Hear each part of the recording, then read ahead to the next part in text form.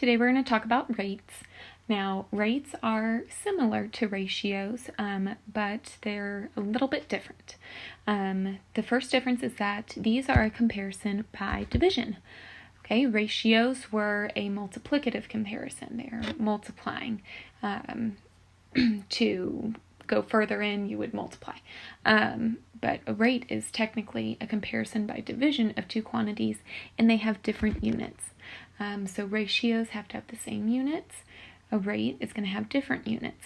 Okay, we see this most common with cars, driving, miles and hours, and whenever we're paying for things. All right, so this is when you will most often see rates. So I want to write the rate for each of these situations. A car drives 108 miles in 2 hours, so I would write this as 108 miles over 2 hours. And I'm going to label my rates. It's super important to label them. And what you'll notice, this is a comparison by division. So technically, this is a division problem, 108 divided by 2. And we're going to use that on the next slide. All right, we paid $12 for 6 books, so that's going to be $12 for 6 books. And then the cereal costs $2 for 18 ounces.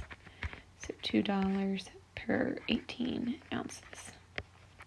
Okay, those are the rates for those situations.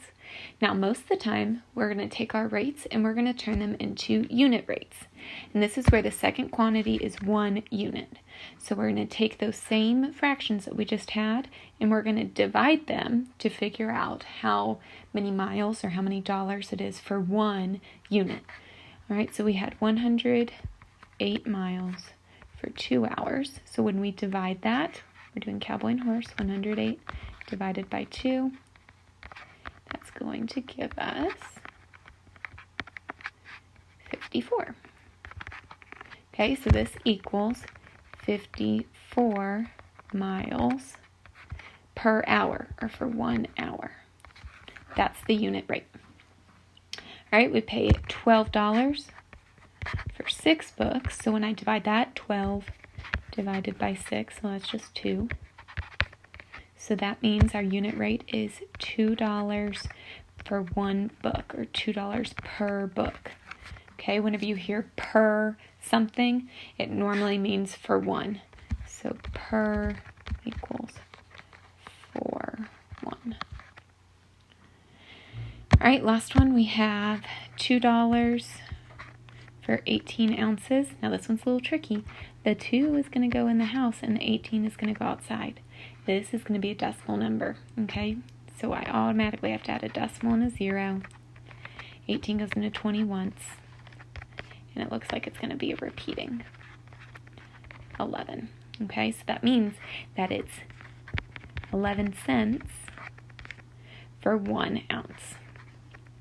Okay, so if I was buying or comparing cereal prices, I would definitely look at how much it cost for 1 ounce and decide which box of cereal has the best price.